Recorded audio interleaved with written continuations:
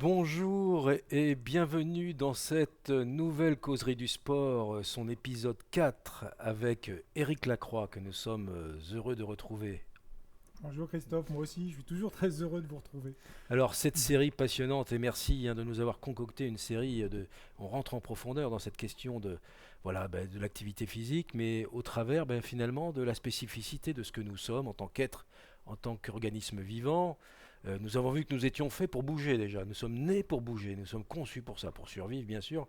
Et aussi, dans la vie de tous les jours, on voit que ça a un impact, cette activité physique, sur notre capacité au bien-être. Et puis ensuite, on recherche aussi des choses dans la pratique sportive qui vont nous amener, dans certains cas, à prendre conscience de nos fragilités, de notre vulnérabilité. Ce sont les thématiques des 3 premiers épisodes. Aujourd'hui, nous allons nous intéresser, alors là, à un sujet de la plus haute importance et pour le coup, pour lequel quelquefois, finalement, nous sommes assez démunis dans les connaissances que nous pouvons en avoir, la fatigue et les types de fatigue. Tout à fait, c'est un sujet très très important parce qu'on l'a vu dans la causerie précédente, on peut être antifragile, chercher l'antifragilité, comme dans la société d'ailleurs, c'est Taleb qui avait dit justement un système antifragile d'une société, mais aussi notre corps peut devenir antifragile. Sauf qu'à un moment donné, on va aller faire de la pratique sportive, notamment de la pratique physique, bien, il va y avoir aussi de la fatigue.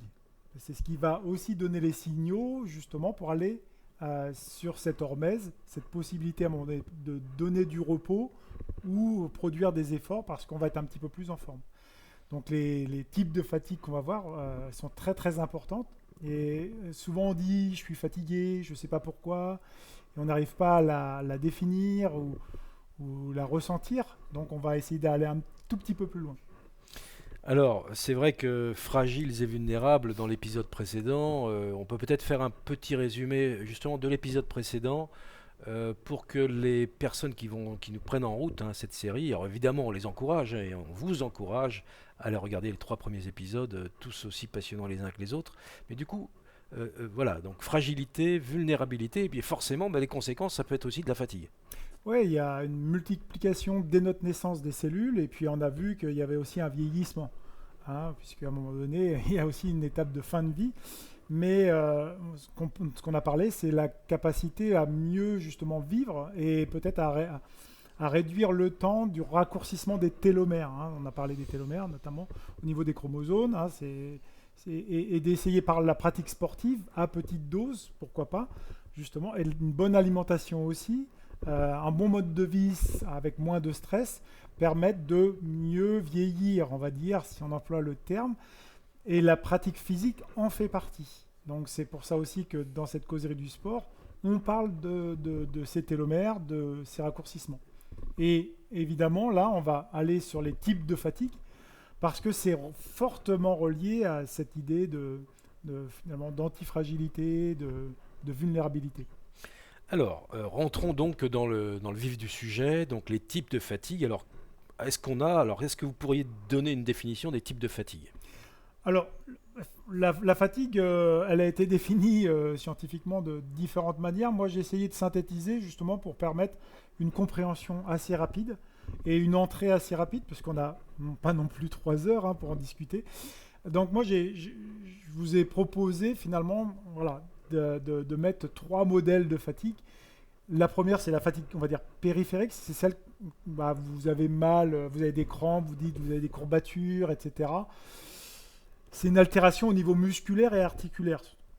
Donc ça, c'est la fatigue qu'on connaît bien quand on va faire une pratique physique, une pratique sportive, plus ou moins violente, plus ou moins soit de l'endurance, soit de la force, soit de la vitesse, etc. Mais voilà, il y a une fatigue périphérique. On a oublié quand même qu'on avait 2 autres types de fatigue, et notamment on a une fatigue centrale, c'est-à-dire que quand on va faire de la pratique physique, il y a des signaux qui vont remonter à notre cerveau. Et il y a un aller-retour. C'est un peu comme le boîtier électrique. C'est-à-dire que vous avez une lampe, vous avez un fil et vous avez un boîtier électrique. Votre cerveau, c'est le boîtier électrique. Et la lampe, le muscle, peut très bien fonctionner.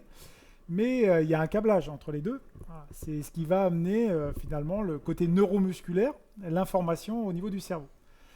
mais on a des sollicitations au niveau du cerveau, hein, donc supraspinal, mais aussi au niveau de la moelle épinière. C'est le système nerveux autonome.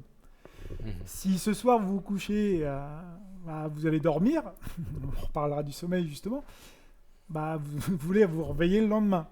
Vous réveillez le lendemain. C'est-à-dire que c'est le système nerveux autonome qui prend le relais sur la respiration, sur énormément de choses qu'il va faire lui tout seul, sans votre conscience, sans votre volonté. Et heureusement qu'on a ce système nerveux autonome, mais il est très très important, notamment dans la fatigue. Et on arrive à la mesurer, justement ce qu'on appelle le HRV, hein, la variabilité de la fréquence cardiaque, notamment, on arrive à mesurer ce côté sympathique et parasympathique, parce qu'on a deux systèmes, un système qui énerve, le côté, on va dire, qui stimule, sympathique, et le côté parasympathique qu'il faudrait aller rechercher aussi quand on veut être un peu plus calme. Mais on le voit bien hein, dans le petit schéma qu'on a, il y a quand même une fatigue aussi qu'on a fortement oubliée, notamment aussi dans la pratique physique, et dans la pratique sportive. C'est ce qu'on appelle la fatigue mentale. Alors, elle est différente de la fatigue centrale, puisque là, on a vu, hein, sur le côté sapiens, on est une révolution cognitive, et il y a vraiment une version mentale, c'est-à-dire l'aspect cognitif, c'est-à-dire toutes les informations qu'on va recevoir, qui peuvent aussi produire finalement de la lassitude ou une sorte de baisse de réserve émotionnelle. Et il y a des recherches qui se font, notamment sur la réserve émotionnelle. On peut citer le STAPS du tampon avec Bertrand Baron, on le salue, qui travaille justement dans ces recherches de cette réserve émotionnelle dans la pratique sportive et notamment dans le cyclisme ou dans les sports d'endurance. Alors, 3 types de fatigue. Alors, c'est vrai qu'en général, on est plutôt coutumier. On se dit, bon, on a la fatigue, on a les courbatures. On fait un peu de sport, on a des courbatures. Donc ça, c'est quelque chose dont on a l'habitude.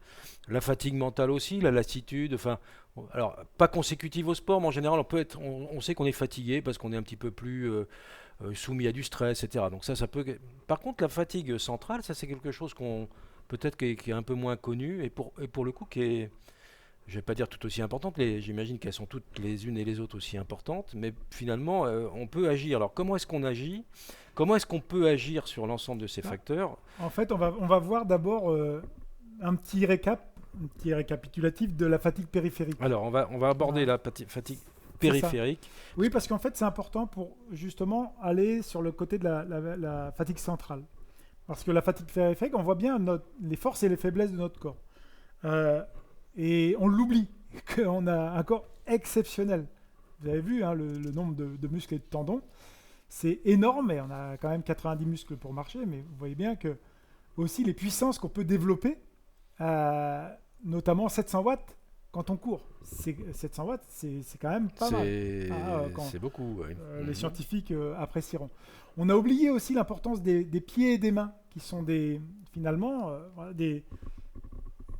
une sorte de continuité qui nous permet d'avoir aussi beaucoup de force. D'ailleurs, on peut mesurer, entre guillemets, la fragilité, on parlait de fragilité dans l'épisode précédent, avec la force de la main de la personne. On fait des tests, on peut mesurer sa fragilité, parce que c'est vraiment un organe très très important, la préhension. Le pied, c'est la transmission de la chaîne de la force quand vous allez marcher ou courir. C'est aussi très très important. Ils vont accorder. Et je crois que de plus en plus de recherches scientifiques, et notamment sur les professions médicales, s'orientent il y a l'école du pied, il y a l'école de la main, etc. On va vraiment orienter et être très très précis là-dessus. Alors, on l'a vu dans la causerie précédente, mais donc il y a une courbe idéale dans laquelle l'activité est optimum. Si on veut dire, le stress, par exemple, mais qui est un stress positif qui va permettre d'être dans ses capacités optimum. Là, on le voit, c'est sur cette fatigue périphérique. Finalement, elle est consécutive soit à un excès de sédentarité, soit à un excès d'entraînement, et donc il faut réussir à se trouver dans le bon espace, on va dire, en termes de quantité. Mais vous avez vu, il y a beaucoup de muscles. Alors, moi, je vous refais découvrir des muscles, des fois dans la préparation physique. Oui, alors par contre, 639, dont 570 muscles volontaires, j'avoue que je me demande bien où ils seront. Oui, et parfois, on va les redécouvrir, et c'est ce qui est intéressant. Et quand un muscle, en fait, ça c'est très très important à dire, quand vous avez des courbatures, c'est même bien d'avoir des courbatures. Parce qu'en fait, ce n'est pas forcément le muscle, c'est l'enveloppe autour, le fascia, qui réagit. En fait. Et donc, c'est très important d'avoir des courbatures. Ça veut dire que justement, on est dans l'hormèse. Et plus on va travailler, on va être dans l'hormèse, moins on aura de courbatures, parce que finalement, il y a une adaptabilité de la structure musculaire. Mais au début, c'est normal d'avoir des courbatures. Après, c'est l'intensité des courbatures qui est important. C'est pour ça qu'on parlait de dosage. Et dans leur vous voyez, le stress qu'on va amener aux muscles est important. Mais on a aussi d'autres muscles. Hein, et on n'a pas que des muscles, je veux dire. On a aussi les os et les squelettes qui sont aussi des organismes vivants, qui sont très très importants et qui permettent aussi des transmissions au niveau de la force.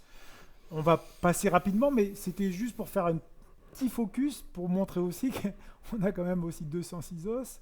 On a énormément et on en a vraiment. C'est aussi des fonctions importantes dans la fragilité, la vulnérabilité, et notamment dans la fatigue qu'on peut avoir. On pense notamment dans le vieillissement à l'ostéoporose. Et la pratique sportive permet quand même de reculer finalement cette ostéoporose. Cette sarcopénie, c'est la fonte musculaire. On la recule aussi. Hein. Des études scientifiques ont prouvé ça, et on l'a vu dans la causerie précédente. Alors, mais excusez-moi, je vais un petit peu vite, mais oui, mais c'est vrai que c'est tellement passionnant que j'ai tellement de questions à vous poser, mais c'est important ce que vous venez de dire. Bon, d'abord, on a un squelette, beaucoup d'os, etc. Donc ça, c'est la complexité du système. Mais on le voit, bien souvent, les os sont considérés simplement comme un objet mécanique, alors que bien plus que cela, ça permet la production des globules, du sang, et puis les défenses immunitaires aussi sont liées à ça, etc. C'est-à-dire qu'en fait, le fait d'avoir une activité physique va renforcer l'ensemble de ce système osseux et squelettique. Oui, tout est relié. Notre corps est exceptionnel par rapport à ça. Chaque endroit du corps, chaque partie du corps a sa fonctionnalité. Mais une fonctionnalité, justement, on parle maintenant de plus de ce qu'on appelle de renforcement musculaire fonctionnel. Tout est lié. Tout est lié. Une chaîne musculaire, on ne va pas isoler un muscle, ça ne sert à rien, sauf si on veut vraiment faire quelque chose de très très précis. Par contre, d'un point de vue fonctionnel, c'est intéressant. Quand vous marchez, il y a énormément de muscles en jeu. On est bien sur quelque chose de fonctionnel. Et de plus en plus, les préparations physiques s'orientent aussi là-dessus. C'est-à-dire de comprendre un peu la fonctionnalité finalement de la pratique sportive. Et donc cette fatigue osseuse, elle va se concrétiser par la fragilité, par moins de production de globules, par une défense immunitaire qui diminue. Enfin, tout ça sont des symptômes. Tout à fait, c'est relié en fait à notre causerie numéro 3 sur l'immunosénescence, qui en fait c'est une diminution du système immunitaire, c'est-à-dire que notre homéostasie, la capacité à s'adapter de notre corps humain est diminuée. Donc, d'où la pratique sportive à bonne dose est très bonne. Alors, ça ne se limite pas à cela, là, cette fatigue périphérique. Il y a d'autres organes, par exemple, le visage. Oui, c'est aussi important. Regardez quand même le nombre de muscles qu'on peut avoir, notamment pour la face, hein, et aussi pour bouger les yeux. Alors pourquoi j'ai mis cette diapo? Parce que la vision, dans la pratique sportive, elle est importante. Elle est importante parce que c'est la première, notamment chez les personnes débutantes. Parce qu'on est obligé d'avoir des perceptions de l'environnement, sur lequel on va envoyer des informations au système central. Donc la vision est la première. Et puis après, au fur et à mesure, regardez, donner un ballon de football à quelqu'un qui est débutant, il va regarder ses pieds, il va regarder ce ballon. Et un expert, il ne va plus regarder. Il va être dans le côté kinesthésique, c'est-à-dire que ça va être une sorte de développement, vous voyez, d'intelligence du pied ou d'intelligence sensorielle, voilà, mais il n'est plus dans le visuel. Mais au début, c'est important d'avoir le visuel. Oui. Donc, tout est relié aussi. Donc vous, en tant que préparateur physique, en tant que spécialiste expert, vous accompagnez justement au développement de ces capacités musculaires, y compris sur des fonctions comme le regard, la vue, l'audition, j'imagine. Très très important, très important d'amener ces éléments-là et de compréhension et de voir aussi qu'il y a une sorte de progression finalement du corps humain dans l'espace. Et dans les préparations physiques, on peut voir les gens qui progressent par rapport à ça, par rapport à ce côté visuel, et qui devient de plus en plus kinesthésique en fait. Donc voilà, ce sont des éléments très très importants, notamment pour un préparateur physique. Voilà, et donc qui vont permettre, alors évidemment il peut y avoir, ça c'est des forces et faiblesses du corps, mais du coup qui peuvent avoir un effet sur la sensation de fatigue. Tout à fait, et la fatigue en fait, tous les capteurs qu'on va avoir dans nos cellules musculaires, articulaires, etc., vont envoyer des signaux. On l'a évoqué tout à l'heure. Et ces signaux, en fait, vont aller dans ce qu'on appelle la commande centrale. Alors, j'ai mis quelques exemples. C'est le câblage, ce que vous disiez tout C'est à l'heure, ça. c'est le câblage, quoi. J'ai mis quelques exemples qui sont quand même assez flagrants, et c'est des recherches. Je remercie Guillaume Millet, Grégoire Millet, qui sont des grands chercheurs, notamment Guillaume Millet sur l'université de Saint-Étienne, Grégoire Millet à l'université de Genève, qui travaillent beaucoup sur ces thématiques-là, notamment de fatigue et de la fatigue centrale. Et on s'est aperçu quand même qu'il y avait des éléments très très importants de fatigue qu'il fallait prendre en compte dans une pratique, par exemple, comme l'ultra-distance. Notamment la chaleur, les écarts de température. Ça, on voit bien, là, vous avez pu voir l'actualité, mais en Inde, en ce moment, on a passé des 45-50 degrés. On va avoir quand même un réchauffement climatique. Il va y avoir finalement des effets. L'information va monter au cerveau. Est-ce que ça va avoir des effets sur le comportement, sur notre comportement, sur nos décisions, etc. Parce que ces signaux finalement arrivent au cerveau, et c'est le système nerveux central qui va justement prendre ces éléments-là, que ce soit du très froid ou du très chaud. Et notamment l'homéothermie, que j'ai mis, c'est une étape décisive qui a été faite, on l'a vu dans les premières causeries, pour l'autonomie de l'organisme. C'est-à-dire que l'adaptabilité, 50 degrés avec un certain degré d'hygrométrie, c'est pas vivable. La régulation thermique de l'organisme. Alors, on l'a vu, puisque vous aviez cité dans une causerie précédente Wim Hof, avec sa capacité à supporter le froid, mais suite à un long entraînement, évidemment, ça ne se fait pas du jour au lendemain. Est-ce qu'on a une capacité finalement chez les sportifs de haut niveau? Est-ce qu'on cherche à aller contrôler un peu ce système nerveux autonome, ou ce système pour éviter la fatigue centrale? Oui, on va chercher plutôt l'adaptabilité. C'est-à-dire qu'on parle d'acclimatement, d'acclimatation, etc. Parce que vous voyez dans les diapos, vous avez aussi les effets de l'altitude, le manque de sommeil. C'est en fait, on va un peu tronquer notre cerveau en disant, voilà, on va t'adapter progressivement au manque de sommeil. On est dans l'hormèse. On va t'adapter progressivement au froid. Pareil. L'altitude, c'est la même chose. C'est-à-dire qu'il y a des effets sur le manque d'oxygène. Donc voilà, on va progressivement l'adapter à ce manque d'oxygène. Si vous voulez faire un 8000 mètres, vous n'allez pas y aller du jour au lendemain.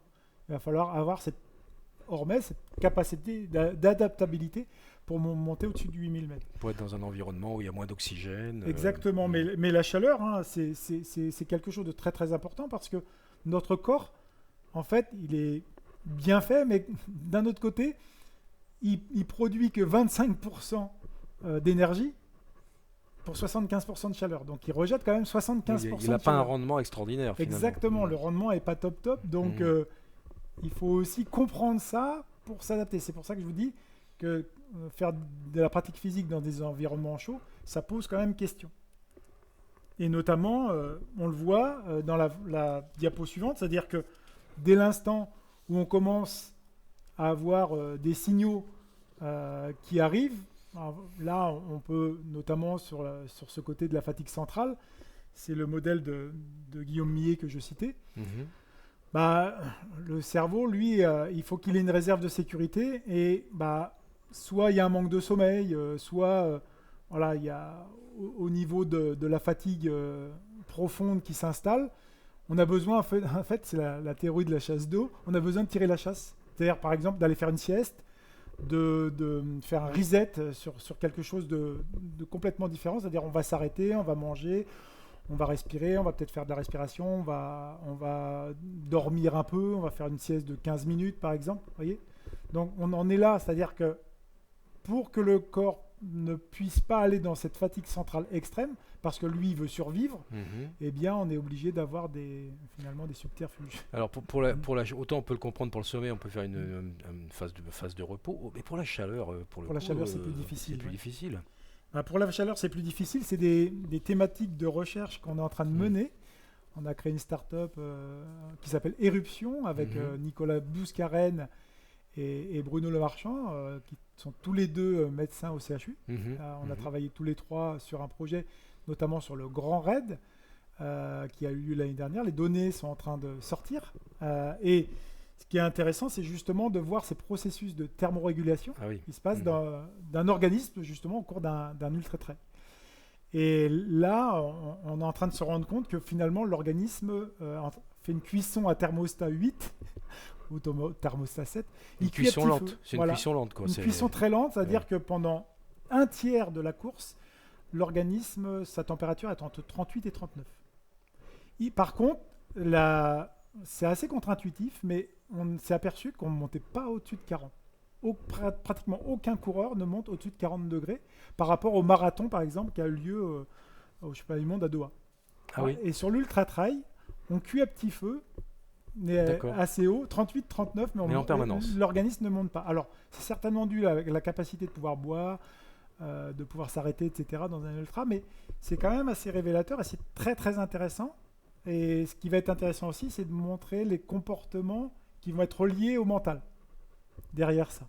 Parce qu'effectivement, là, il y en a des données, on va dire, assez physiologiques, qui vont être formulées, mais ce qu'on espère aussi à l'avenir, c'est d'amener finalement quel comportement peut changer s'il y a trop finalement de chaleur dans un environnement trop chaud. Le corps, lui, ne dit pas à un moment donné, justement, si on maintient 38-39 degrés en permanence, il ne dit pas stop, là, tu es en train de me mettre en danger, stop, on arrête tout. Si, justement, c'est là la capacité quand même qu'a notre organisme de ressentir les choses. Et au niveau de la fatigue centrale, il y a quand même des signaux. Et on sait que certains signaux sont quand même importants, et notamment c'est un peu comme des signaux d'hypoglycémie quand vous avez moins de sucre. Le sucre est très consommateur, le cerveau est très consommateur de sucre. Et bien la même chose sur la chaleur, c'est-à-dire qu'à un moment donné, il va y avoir des indicateurs que votre poil va s'hérisser.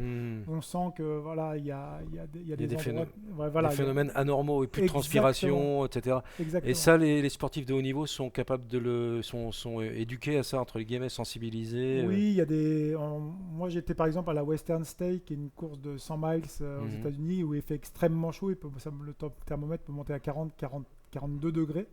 Il y a des stratégies de cooling, c'est-à-dire on va mettre par exemple un bandana avec des glaçons autour du cou. On va arroser certaines zones où il y a finalement les artères entre les cuisses. Vous voyez ici, on parle aussi derrière de la tête, mais il faut refroidir l'organisme parce qu'il est en surchauffe. Et là, effectivement, quand il commence à monter au-dessus de 40 ou 41 degrés, l'organisme est en danger. Oui, il peut mourir tout simplement. Exactement. Là, pour le coup. Et donc ça, c'est les fatigues centrales, donc le système, le fameux câblage interne, hautement complexe évidemment, mais on simplifie un peu le propos. Ouais. Et enfin, alors la fatigue mentale, alors là, pour le coup, fatigue mentale, tout le monde peut comprendre ce que ça peut être, mais dans le sport, comment est-ce qu'on gère ça, comment est-ce qu'on peut s'y préparer Alors, il y a pas mal vous l'avez vu, vous avez une fatigue périphérique avec plein de signaux qui remontent. Ça va monter finalement dans la boîte électrique, et on va analyser certaines données. Mais on a oublié souvent qu'il y a ce versant cognitif qu'on a parlé tout à l'heure, c'est-à-dire qu'aussi, en même temps, on y met quelque chose de compréhension de l'environnement. Nous sommes des êtres qui avons des perceptions. On a énormément de perceptions et des milliers par minute de données. D'informations, exactement, qu'on va filtrer. On traite en temps réel. Voilà. Et ces perceptions, c'est quand même important. C'est-à-dire comment nous, on va les prendre en compte. C'est-à-dire quelles perceptions on va prendre et qu'est-ce qu'on va en faire comme représentation. Donc ça va aller dans les mémoires, dans nos centres de mémoire. Donc on va avoir la mémoire sémantique, on va avoir différentes mémoires. On a aussi des mémoires procédurales cognitives, des mémoires procédurales justement corporelles, qui vont mettre en fait, si vous voulez, une sorte de catalogue en mémoire. Mais on est très limité dans l'entrée, dans l'input, c'est-à-dire dans la perception, on est très très limité. Et notamment quand votre organisme est très fatigué, c'est plus dur encore aussi de faire cette analyse parce que Vous voyez, la perception n'est pas forcément la même. Et puis, avec la fatigue, on va dire centrale, physique, etc., il se passe des choses aussi d'un point de vue mental. Et on s'est rendu compte que aussi, sur l'ultra-distance, par exemple, de faire beaucoup de kilomètres, etc., provoquer une lassitude, on peut avoir la même fatigue finalement mentale que comme si on sortait de 8 heures d'un devoir, vous voyez, très très dur, très ardu, où il faut aller chercher finalement une fatigue cognitive. Donc, les fatigues quand même se relient entre elles, c'est-à-dire qu'à un moment donné, il y a une sorte d'usure aussi. Et c'est là où la subtilité du préparateur mental et du préparateur physique, d'aller chercher des ressources, au bout du compte, qui permettent d'avoir des pensées, on le voit sur la diapo, ne pas avoir des pensées parasites qui pourraient vous faire abandonner, au bout du compte. Et rester dans les pensées parasites. Alors, c'est facile à dire, c'est plus difficile à mettre en œuvre, mais moi je dis, il faut... Voilà, c'est pas moi qui l'ai inventé, vous voyez, la référence c'est François Ducasse et Makis Chamalidis, qui est un excellent préparateur physique sur Roland Garros, qui prépare des tennisman, qui ont écrit un excellent ouvrage qui s'appelle Champion dans la tête. Lui, il parle de évitons le roi soleil. On est capable aussi de bien mal faire, donc bien mal courir, bien mal jouer, enfin voilà. Parce que souvent, notre représentation qu'on a, c'est de faire aller toujours dans l'excellence. On voudrait... on va faire le grand raid et on se voit déjà à l'arrivée avec notre famille, la médaille autour du cou, et d'aller le lendemain déambuler au travail très fier. Ça, c'est une pensée dans le roi soleil, et le problème, c'est qu'on a déjà arrivé alors qu'on n'a pas, on n'a pas été dans toutes les fatigues et on n'a pas été exploré. Donc voilà. Donc, on est capable de suggérer finalement des émotions, d'aller rechercher de la dopamine simplement par la force de la projection mentale, mais aussi vous utilisez ça en tant que préparateur physique et mental, justement pour former, parce qu'on en parlait un peu en aparté tout à l'heure, des sportifs à peu près de même niveau, de haut niveau par exemple. Ce qui va faire la différence, c'est justement cette capacité à gérer, bien évidemment à bien se connaître, mais à gérer aussi cette partie mentale qui va faire que jusqu'au dernier moment, on est capable de faire l'effort nécessaire, quoi. Tout à fait, il y a un peu du tri sélectif. On a notre cerveau, on l'a évoqué justement en aparté, il est un peu atomique. C'est-à-dire que les pensées, on a des concepts, mais il faut se construire à un moment donné des concepts sur lesquels nous, on met nos valeurs. Parce que sinon, si on mélange un peu tout ça, on est perdu. C'est-à-dire qu'à un moment donné, quand on va se retrouver dans une épreuve d'ultra-trail, par exemple d'ultra-distance au 100e kilomètre, si on n'a pas fait ce travail-là, il va y avoir des pensées parasites qui peuvent arriver. Et là, c'est là où c'est pas bon, parce que si on les a pas travaillées, si on n'a pas travaillé vraiment sur nos valeurs, sur on a des croyances limitantes, etc. On n'est pas réaliste, vous voyez, comme je le dis, sur son talent, se recentrer aussi. C'est très très important le deuxième paragraphe. Se recentrer sur sa maîtrise technique, son potentiel à soi, et en fait en les intégrant, c'est-à-dire que vous êtes entraîné avant, vous avez été explorer les sentiers, vous savez qu'au bout de 3 heures, 5 heures, votre organisme va passer comme ça. Vous avez travaillé aussi d'un point de vue mental, justement par rapport à ça. Et c'est là où justement la fatigue mentale, elle se travaille. C'est-à-dire qu'on ne va pas faire une épreuve de 30 heures en disant oui, j'ai un super mental. Oui, mais moi je pose toujours la question, c'est quoi le mental? Faut-il le définir? Ça ne veut absolument rien dire. J'ai un mental d'acier. Oui, ça veut dire quoi? Et c'est là justement que la préparation mentale amène ces éléments, parce qu'on peut travailler sur des éléments philosophiques, psychologiques ou des neurosciences, comme on l'a vu sur les déclencheurs. Sur les déclencheurs. Et accompagner la personne. Tout à fait. Alors ça, effectivement, on évoque beaucoup le cas des champions, de l'ultra-trail, etc. Mais pour l'activité physique du praticien de sport lambda, entre guillemets, qui fait du sport pour sa santé, et il est confronté à ça aussi. Quelquefois même, il a une fatigue mentale avant de démarrer le sport. Il se dit, oh là là, j'ai pas vraiment envie d'aller faire du sport parce que je suis fatigué, ou je suis un peu dépressif, ou comment. Donc tout ça aussi, c'est... Bien sûr. C'est souvent la pensée parasite, c'est c'est pas fait pour moi, ou je suis fatigué, j'y vais pas, etc. Donc il faut à un moment donné, on a parlé dans les déclencheurs, on rejoint la causerie numéro 2, C'est-à-dire aller chercher de la dopamine, aller chercher de l'ocytocine, aller chercher voilà, un déclencheur et un déclencheur hormonal pour pouvoir avoir une sorte de pensée parade, parce que c'est un peu dommage de se priver finalement après d'un bien-être. C'est-à-dire que c'est souvent l'effort qu'il faut faire qui est Cette notion difficile. d'effort dont on parle Exactement.